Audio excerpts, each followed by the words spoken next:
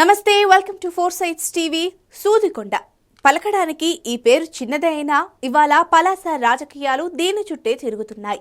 పలాస కాసిబుగ్గ మున్సిపాలిటీకి మధ్యన ఉండే ఈ ప్రాంతాన్ని ఆక్రమించుకున్నది. మీరంటే మీరని ఒకరిపై ఒకరు ఆరోపణలు చేసుకుంటూ ప్రచారాన్ని రక్తి కట్టిస్తున్నారు వైసీపీ, టీడీపీ నేతలు. సూదికొండపై ఆధిపత్య పోరుకు సిద్ధపడుతున్న అధికార, విపక్ష పార్టీల వార్పై ఫోర్ సైట్స్ టీవీ ప్రత్యేక కథనం.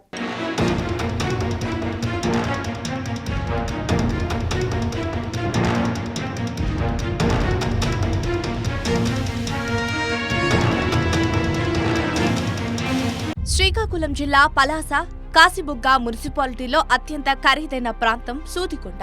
పట్టణానికి కొంచెం దూరంగా ఉండటం, సమీపంలో కొండలు, గుట్టలు ఉండటంతో దీనికి సూదికొండగా పేరు వచ్చింది. పలాస కాసిబుగ్గ మున్సిపాలిటీగా మారడంతో ఈ ప్రాంతం మున్సిపాలిటీలో కలిసింది.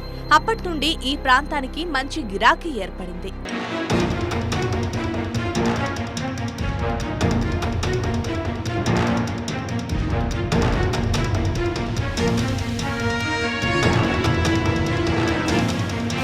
పలాస కాసిబుగ్గ మున్సిపాలిటీగా మారిన తర్వాత ఈ ప్రాంతాన్ని అభివృద్ధి చేసిన వారు ఎవరూ లేరని విమర్శలుస్తున్నాయి. గతంలో టీడీపీ ప్రభుత్వంలో గాని, ఇప్పుడు వైసీపీ ప్రభుత్వంలో గాని సూదికొండను పట్టించుకునేవారే లేరనే విమర్శలున్నాయి. ఈ ప్రాంతంలో ఇప్పటికీ త్రాగునీరు, రోడ్లు, కాలువలు లేక ప్రజలు అనేక ఇబ్బందులు పడుతున్నారు. మంత్రి అప్పలరాజు ఈ ప్రాంతానికి చెందిన వాడైనప్పటికీ అభివృద్ధికి ఎటువంటి చర్యలు చేపట్టలేదని ప్రజలు బహిరంగంగానే విమర్శిస్తున్నారు.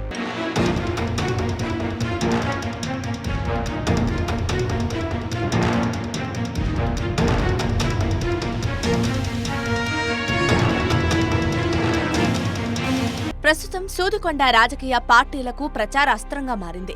ఈ ప్రాంతాన్ని దృష్టిలో పెట్టుకునే అధికార పార్టీకి చెందిన మున్సిపల్ సీనియర్ కౌన్సిలర్ ఇటీవల పార్టీకి రాజీనామా చేసి టీడీపీలో కలిసిపోయిన ఘటన రాజకీయ పార్టీలో కాకరేపింది. సూదికొండలో ఉన్న మైన్స్ తో పాటు కోట్ల రూపాయలు విలువ చేసే స్థలాలను మంత్రి కాజేసి తన అనుయాయులకు కట్టబెట్టారని టీడీపీ బహిరంగంగానే ఆరోపిస్తోంది.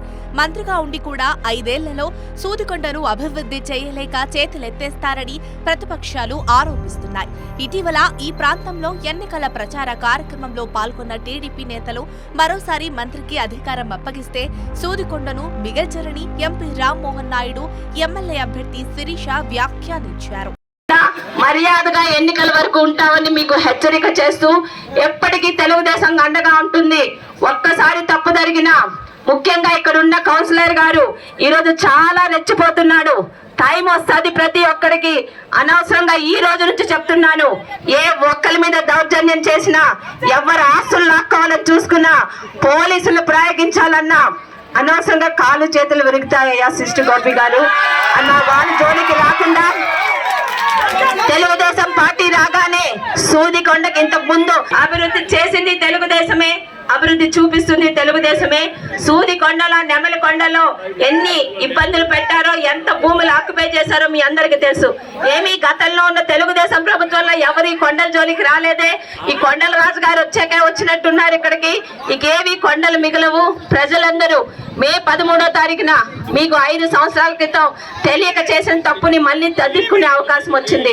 ఈ 5 సంవత్సరాలు జగన్ ని నమ్ముకున్నందుకు అన్యాయం అయిపోయింది సూదికొండ అంట. సూదికొండలో ఎటువంటి అభివృద్ధి కార్యక్రమాలు జరగలేదు కదా. తిరిగి మళ్ళీ ప్రజలకి ఇబ్బంది పెట్టి మోసం చేసే పరిస్థితికి ఈ రోజు వచ్చారనంటే బుద్ధి చెప్పాల్సినటువంటి సమయం వచ్చింది. సోదరులారా, ధైర్యంగా ముందుకు రండి. ఈ 10 రోజులు మీరందరూ కూడా చైతన్యవంతంగా ముందుకొచ్చి మే 13న జరిగే ఎన్నికల్లో 2 ఓట్లు కూడా సైకిల్ మీద వేసి మరి మన అందరి అభిమాన నాయకురాలు సోదరి మని శిరీష్ అక్క గారు ఒక మహిళగా పలాస ప్రజల కోసం ఏ రకంగా పోరాటం చేస్తున్నారో మీరందరూ చూస్తున్నారు. అప్పలరాజు వాళ్ళ తాలూకా పేటీఎం మ్యాచ్ ఇష్టం వచ్చినట్టుగా కుక్కల్లాగా మరుగుతున్నా సరే ధైర్యంగా ఏనుగులా నిలబడి ఎవరోసారి రండిలో తక్కుకుంటూ వస్తారండి. వేరే గుండమ్మలాగా మీ అందరి కోసం పోరాడుతుంది వేరే మహిళ మన శిరీష్ అక్క గారు. సూదికొండపై టీడీపీ చేస్తున్న ప్రచారాన్ని తిప్పికొడుతున్నారు వైసీపీ నేతలు. సూదికొండను తినే అనకొండలు టీడీపీలోనే ఉన్నారని వైసీపీ పార్టీ వారు ఆరోపిస్తున్నారు. టీడీపీ హయాంలోనే సూదికొండ అక్రమాలు జరిగాయని అధికార పార్టీకి చెందిన సూదికొండ వార్డు కౌన్సిలర్ ప్రతినిధి సిస్టు గోపి చెబుతున్నారు. దీనిపై బహిరంగ చర్చకు సిద్ధమని సవాల్ విసురుతున్నారు. సూదికొండను ఆక్రమించుకున్న వ్యక్తులను వెంటబెట్టుకుని ప్రచారానికి రావడం సిగ్గుచేటన్నారు. ఎవరి హయాంలో సూదికొండలో ఆక్రమణలు జరిగాయో బహిరంగ చర్చకు తాము సిద్ధమని వైసీపీ వారు సవాల్ విసురుతున్నారు.